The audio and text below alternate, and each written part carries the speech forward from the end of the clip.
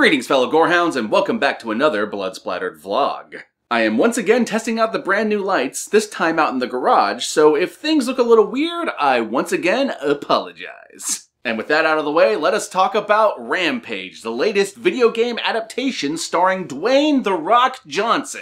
I absolutely adored this movie. I thought it was utterly hilarious and just super fun. It is the pure definition of a turn-your-brain-off blockbuster that just absolutely works despite itself. In fact, it reminded me a lot of a movie that came out last year that I really enjoyed called Monster Trucks. That's not to say this movie has the same plot as Monster Trucks, these have completely different plots. But the basic idea of a boy and his monster facing adversity from governmental forces as well as corporate forces, as well as the society at large which sees the monster as a threat, all that is very similar in this movie, except replace a boy with Dwayne "The Rock" Johnson, who in this movie is far from a boy, but you get what I'm trying to say. And much like the highly underrated Monster Trucks, this movie is exactly the movie you want based on the trailer. So if you saw that trailer and saw a movie in your head, most likely it is this movie. So if you like the sound of that movie, if that movie appeals to you, then this movie is gonna deliver 100%. It doesn't deliver much more than that, so if you want more, then you should see something else. But if you don't care about that and you just want to see a movie in which The Rock befriends a giant monkey and that giant monkey fights a bunch of other monsters, all the while inserting ridiculous concepts from an arcade game into an actual movie format, then this is the movie for you. It delivers on that 100%.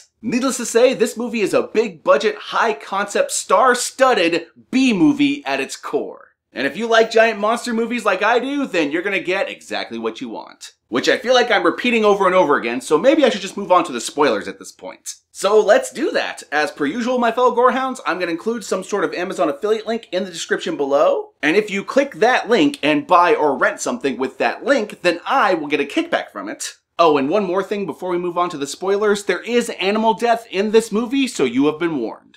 And with all that said, my fellow gorehounds, let us finally move on to the spoilers for Rampage, the gooderest movie of the year so far. God, I love this movie so much. It's so dumb. Alrighty then, so this movie opens up with one hell of an opening scene that just shows how much this movie was not fucking around. Right away, we're introduced to this space station which is conducting experiments on animals. But unfortunately, the space station is currently on fire because one of the animals inside the space station is wreaking havoc. And it turns out the animal is a giant fucking rat monster and it's just fucking everything up. And I'm sitting there like, okay, in the first 5 minutes it gave me a giant rat monster. This movie is delivering. And this scene is surprisingly intense as the astronaut inside the space station, who it turns out is working for a corporation and not NASA, she is told by the corporation that she's not going to have access to her escape pod unless she secures the samples, with the samples obviously being whatever they use to create this giant rat monster. So she has to go from one end of the space station to the other to retrieve these samples, while the giant rat monster is chasing her and there's fire and flames and explosions everywhere. And even though I saw this movie in 2D, it was very obvious this scene was made for 3D. There's just all these particulates at the front of the screen that obviously were going to pop out if you actually had the glasses. Obviously, I can't speak to the quality of the 3D itself because I didn't see it that way, but based on this scene, I imagine it was really good. But don't take my word for it because I don't know for sure.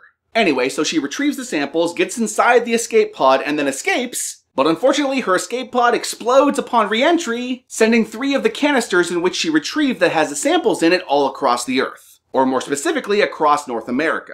And it's here we cut to San Diego's wildlife preserve, where we're introduced to The Rock, who plays an ex-military guy turned wildlife conservationist. And he's also a primatologist, which is probably not the right word. I'll put the right word right here in post. And as a result of that, he works directly with a lot of the animals, more specifically the apes. And one albino ape in particular is his best friend named George. And naturally, in the middle of the night, one of those canister samples from space, it lands directly into George's cage, who ends up inhaling whatever the hell is inside the canister, and then starts to grow into a giant frickin' monster. And the way they show us how big he's become is apparently he escapes into the bear cage, and off-screen in the middle of the night, he kicked the shit out of a grizzly bear, which is way bigger and way tougher than a gorilla. Which is saying a lot because gorillas are huge! So The Rock is like, what the fuck is going on? Why is my best friend ape turning into this giant monster ape?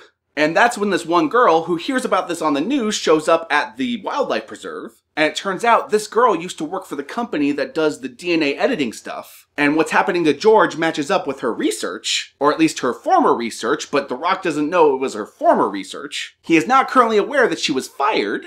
Anyway, George gets so big and his aggression gets so intense that he escapes from the preserve. But then in the middle of the Wildlife Preserve's parking lot while he's rampaging, the government shows up and sedates him. Meanwhile, in Chicago, we're introduced to the mustache-twirling villains of the movie, and it's this brother and sister duo who feel like they're straight out of like a Captain Planet episode, who are both the heads of the corporation that did the research that created these monsters. And it turns out there's another monster on the loose in the middle of Wyoming, so they send a paramilitary group to go retrieve this monster. But it goes horribly wrong in this sequence that feels like it was straight out of Predator, in which this giant wolf just fucks up this paramilitary group, with a really awesome cameo from the guy who played the werewolf on True Blood. He plays the head of the group and he has this final showdown with the wolf that is pretty badass. And this is where the movie shows just how dumb it is willing to go, and I freaking love it. Cause the giant wolf has these spikes on its back that it can fling at people like spines, like a porcupine.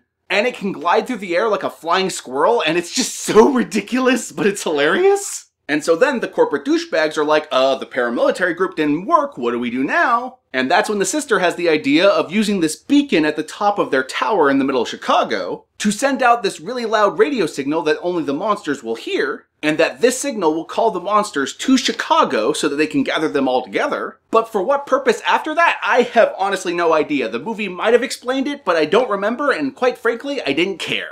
This movie was just a ride that I turned my brain off because I didn't want to think too much about it, and that's the best way to watch it. And unfortunately, I have to cut this vlog short because I'm running out of time to actually film it. But needless to say, the rest of this movie is one giant build-up to all the monsters converging on Chicago, with The Rock and Papa Winchester from Supernatural playing some sort of secret agent, as well as the girl from the corporation who used to work there but doesn't anymore. The three of them trying to sneak into the Chicago building in order to get the antidote so they can save George. And as you can imagine, they do eventually get the antidote to George so he can fight the other monsters like a badass hero. But as for what happens after that and what leads up to that, I'm going to leave that to you to find out for yourself. And if you want to know what I mean by turn your brain off, there's a point in this movie in which the lizard monster somehow makes it all the way from the Gulf of Mexico all the way to Chicago underwater undetected. How did he do that? I don't know, and I don't care. Movie's fun, that's all that matters. And as per usual, my fellow gorehounds, be sure to like, comment, subscribe, and don't forget to ring that notification bell so that you're notified of my videos immediately upon their upload. And with that, I'll say, my fellow gorehounds, peace out,